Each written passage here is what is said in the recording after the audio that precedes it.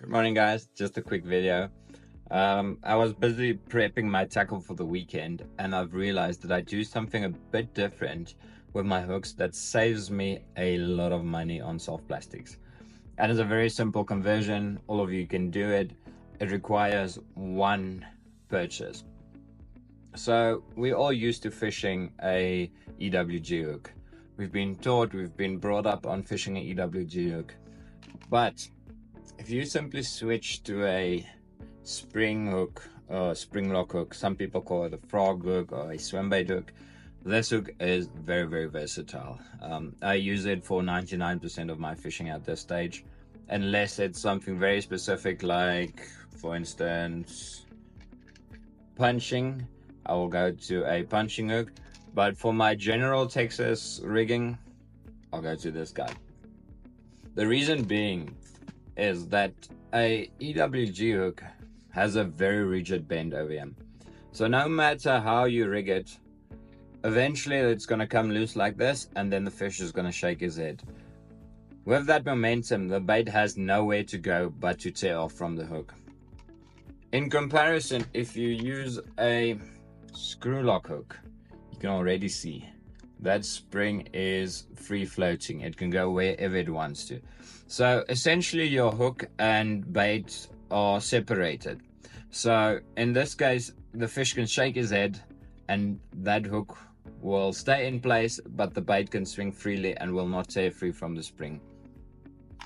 I've actually done an experiment on this where we went fishing with my girlfriend. By the way, she's quite new to the sport, so I gave her the spring lock hook.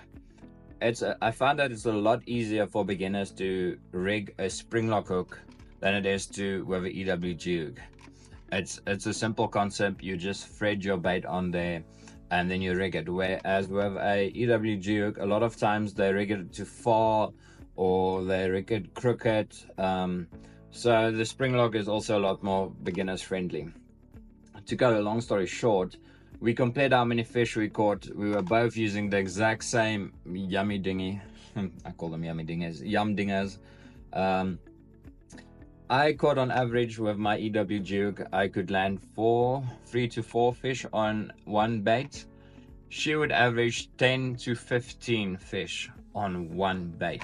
Now, for those of you that knows your yum dingers or senkos, that is insane. You very rarely get up to 5 fish with an EWG hook. So for her to catch 15 fish, and at first I thought it was a fluke, and then I tied on the same hook and I got the same results. It's because of that principle of the bait being able to move. Now, yes, eventually you will tear through the middle. You will tear some of the plastic out of the head, but that is a small price to pay compared to losing the whole worm. You can still fish it when it's a bit teared. You just rig it from the side or however. So that's just a little trick I thought I would share with you guys.